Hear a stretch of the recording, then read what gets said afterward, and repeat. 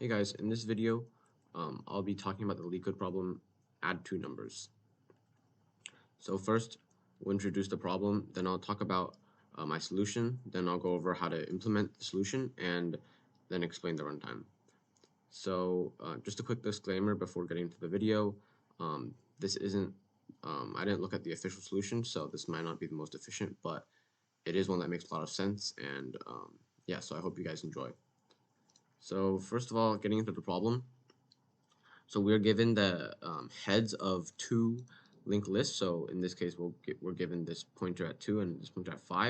And then we have to just add these numbers basically together. The problem gives some talk about how the digits are stored in reverse order. And I have to sum them like this number is 342 and this number is 465 and you get 807. But if you just look at it, also it works the other way. So you could be adding 243 and 564, which it's like 2 plus 5, that's 7. 4 plus 6, that's 10. So you write this number here and you carry over the 1, and just etc. So this is basically elementary school math, and yeah, so it turns out that the solution to this problem is basically just implementing this. So if we have like a number here, a number here, and a number here, and a number here, let's just say this has some numbers, we'll basically just add these two numbers just like how we did in elementary school. So you add these, write down the ones digit. So like let's just say a number here, and then you move on to the next column and you carry over a 1 if you need to, because yeah, so yeah, that's basically all the theory behind the problem. And as long as you just keep on going through and add all the numbers together, you just have to return this node at the end and make sure it represents a linked list that points to your answer. So yeah, and now let's get into how we actually implement this. So if you take a look at this method here, this is what's actually doing most of the work. Anyway, so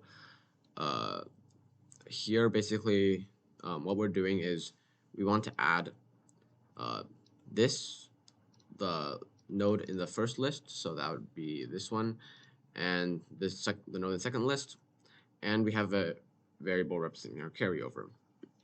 So this is actually the bulk of the method.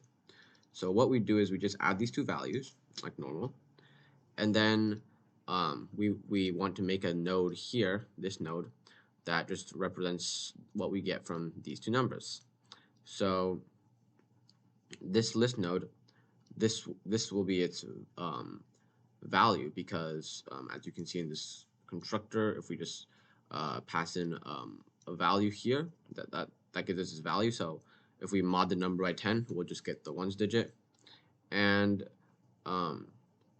then for the next list node, which we want this one here to point to, so this one, we just call it again. So we want to add the next number in this list, so this one, and then the next number in the other list, so we move both of these over by 1, and we add a carryover if necessary. So by dividing this by 10, so whenever the number is 10 or larger, we'll have a carryover of 1, which is exactly what we want.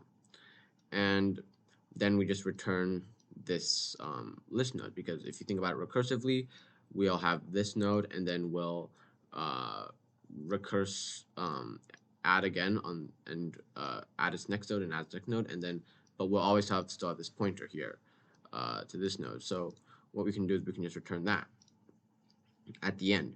So how do we know when we'll end? That brings us to the base case here. So yeah, let's just go through the base cases. So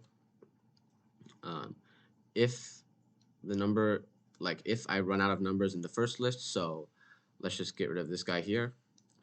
If both of these are just 3-digit numbers, if we run out of numbers, like we don't have any more in both of these lists, then we either just return null, so that means we're setting this previous list node, so this one will go from here to here to here, we'll just make this one point to nothing, null, if there's no carryover, and if there is a carryover, we'll just make this one point to the carryover, which would be 1.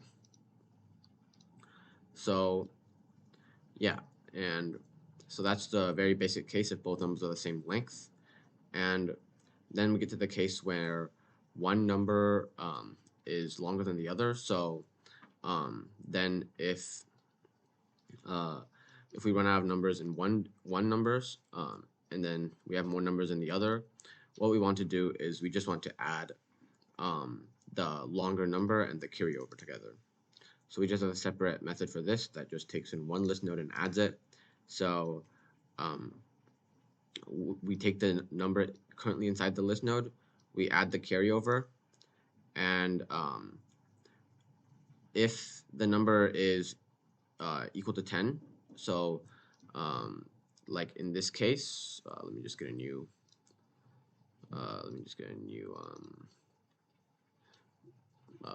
paper here. So regularly what we can do is if we have like 127 plus like 101, when we get to the end here, we can just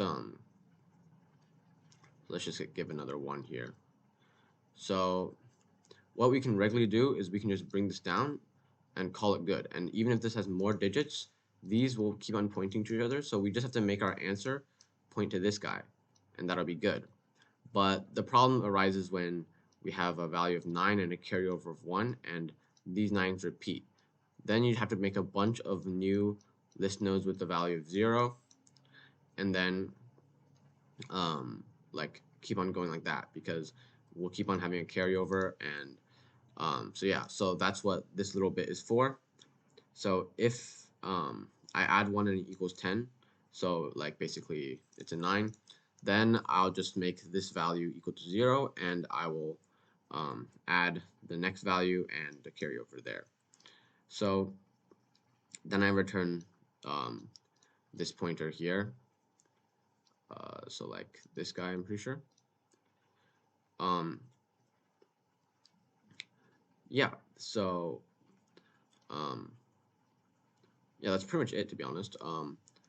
So yeah, that's exactly what we do when we run into the end of one number. So if my first number is at the end, then I will just make sure to add the carryover to my second number.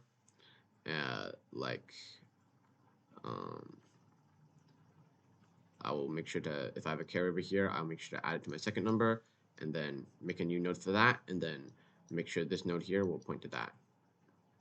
And yeah, so same logic if the other number is the one that runs out.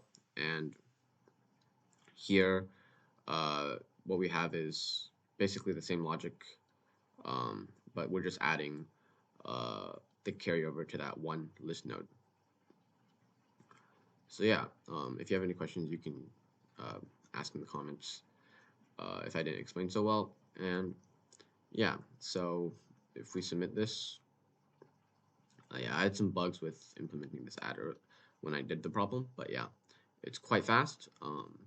If we go over the runtime, this will be O of n runtime if we just say n is the length of the longest number, because we're basically adding this digit, adding this digit, adding this digit, and just keep on going until we reach the end of the number.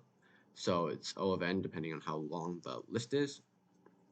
And yeah, and then we'll return the very first node that we get, and that's our answer. So in our solution code here, we just want to call add the start of the first one and a carryover of 0.